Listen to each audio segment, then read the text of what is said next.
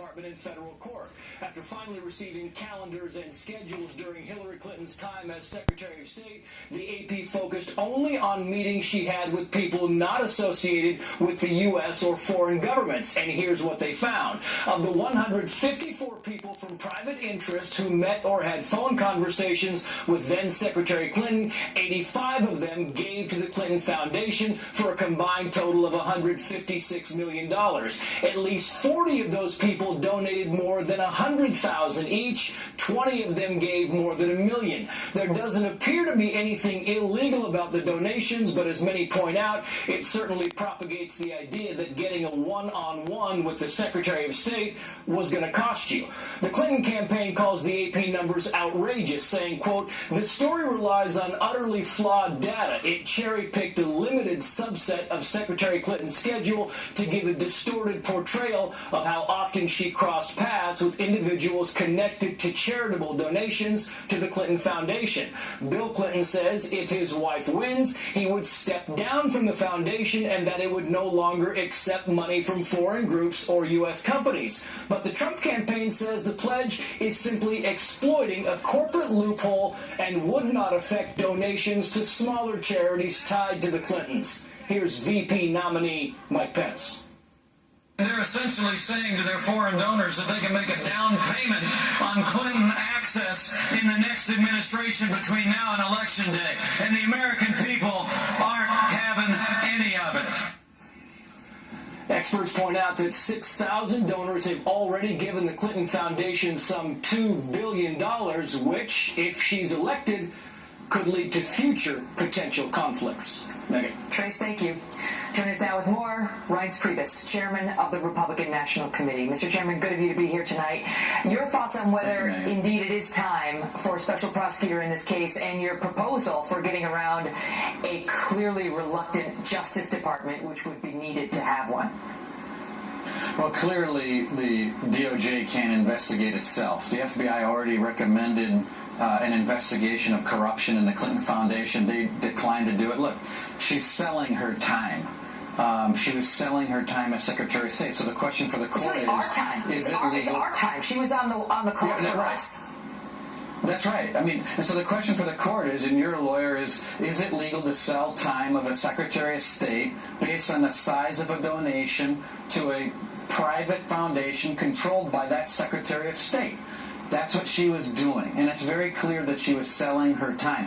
You say it's very clear, but you correct me. There's an inference of it. There isn't the smoking gun. There's the Huma Abedin email to the Crown Prince of Bahrain, about him saying, "All right." She accepts an invitation from a Clinton Foundation head to get that guy a meeting. She's like, "All right, I'll take care. I got it." Right? Like I got it. But there's no. Right. Their point is, look, she met with a lot of people. Some happen to have had dealings with the Clinton Foundation, and to suggest that that's untoward or pay for play is unsupported.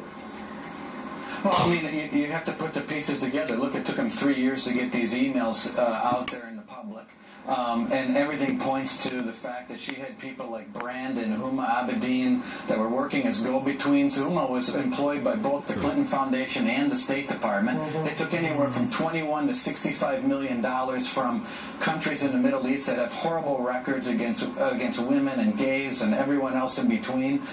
She set up they helped an owner of a soccer team to help on a visa, so he gave money to the Clinton Foundation to take care of the visa problem. I'd say you'd have a pretty good advocate for a visa problem if you could get the ear of the Secretary of State to take care of the problem. So your point is that this was an abuse of power. It was corrupt, and it was an abuse of the power with which she was imbued, that she used it not to help the United States or the American people, but she used it to help herself, to help her foundation. She used it to help herself, so she lined her own... And they were lining their own pockets the whole way through, then following up and giving speeches for hundreds of thousands of dollars. What's also interesting is, look, now Bill Clinton is saying, well, if Hillary Clinton becomes president, we're going to step down from the Clinton Foundation. Well, how is that much different than being Secretary of State? I mean, not to mention the fact that they were using a private secret server to conduct the business that she is now that she tried to hide from us in regard to all of this information, let alone giving away state secrets. Of course, but the question is whether this is going to matter to the voters, because, look, Hillary Clinton's problems with the emails and even with the Clinton Foundation have, to some extent, been outed already in the public. And yet still we've seen a race, Mr. Chairman, in which Donald Trump is not succeeding right now. That, you know, the Real Clear Politics average of all polls has him down 5.5 points to her. Missouri poll came out today that shows them neck and neck. Mitt Romney won that state by almost 10 points. Donald Trump's down there in Texas today. What's he doing in Texas? States like Texas and Georgia, those are red states. What his critics say, he's playing defense in all of these states where he needs to be playing offense, and she's got the better ground game. To what all of that, you say what? So let me try to unwrap all of that real quick. Number one, he's in Texas because he's raising money, just like Hillary Clinton's in California raising money. She was in Cape Cod raising money. She was, you know, obviously you have to go at times to fundraise in places like Dallas and Houston and Southern California, and that's what they're doing. As far as the polling is concerned, there was also polls that showed that Donald Trump was ahead in Iowa. He's ahead in Nevada. Yeah, he's got to be consistent, and I think they know that. I think that if he continues to be measured, continues to be prepared, consistent like he has been, he's had a great week, I think those polls are going to narrow. And I do think that Donald Trump can do that, and I do think that the polls are going to narrow. Now, back to the original part of this interview.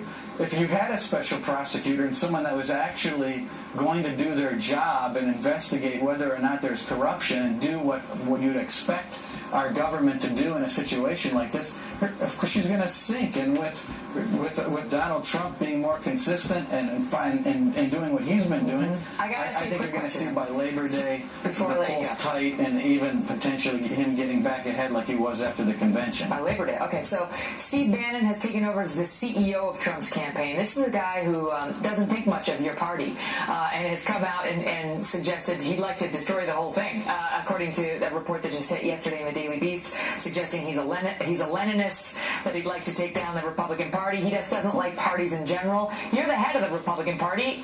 What do you think of that? Well, I never like unearned attacks, and you know we've been both on the good side and the bad side of that particular website. But look, there's so much media out there, Megan. I mean, there's so many websites. There's so many. Well, you've seen Steve Bannon's website, Breitbart, which thinks absolutely nothing of your party and the so-called party elite. You know that. Listen, I'm not a fan of some of the things that have happened, but I don't think it's been totally one-sided either. I mean, we've been on the receiving end of some good things from that particular website too. But I think you got to judge people moving forward, and I think so far, if you look at the way things have been going for the last several days, I think it's a continuation of Donald Trump staying on message, being disciplined. He's doing it again today. I think that's where he needs to be. Reince Priebus, great to see you, sir. Thanks for being here. Thank you, Megan. So do these new revelations about the Clinton Foundation meet the standard for the appointment of a special prosecutor?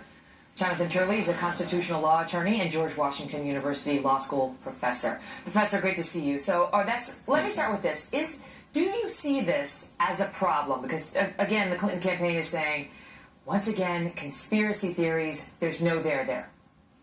No, I don't think anyone can objectively look at the Associated Press report and not believe that there's a serious problem here. I mean, you have a great number of people that have business with the State Department giving money to the foundation, some pretty disreputable people doing so, and gaining what appears to be special access. And then you have this revolving door or dual role in one case of someone who might have been employed by the foundation and State Department at the same time, which, by the way, is colossally stupid to have anyone in that role. But all of that creates a foundation for these allegations whether you have a pay-to-play scenario. And I think that it deserves investigation. I think the Associated Press investigated as much as they could. They had to go to court to get the information. Right. But I don't see how anyone could deny that these are troubling disclosures. So could the DOJ, they're not going to appoint a special prosecutor. You tell me, are they going to put a special prosecutor, and could the DOJ do it itself, the investigation? Well, The Department of Justice has a rather dismal record, and I'm not just speaking about the Obama administration, during the Bush administration. In the last few decades, they have had a terrible record in terms of applying laws evenly to high-ranking people as they do to ordinary people. And I really don't think it's much of a record to brag about. And so they have little credibility with some people when it comes to very powerful individuals. But more importantly, this investigation, we only have roughly a little over 70 days to the election. This investigation will extend beyond Election Day. So it can't get done before November 8th. It very likely would not be, but then you would have some serious conflicts there. If in fact the next president is Hillary Clinton, that would tend to favor a special counsel. But more importantly, any investigation into the foundation, and people at the FBI clearly indicated that they wanted to investigate aspects of the foundation, but any investigation is going to involve high-ranking officials and also foreign interests that are very important to the United States. I think the appearance alone says that the public interest would be served with the appointment of a special counsel. And the odds of that happening are not high. Hopefully not high, to be charitable. Professor Turley, great to see you. Thank you, Megan. Also tonight, Mrs.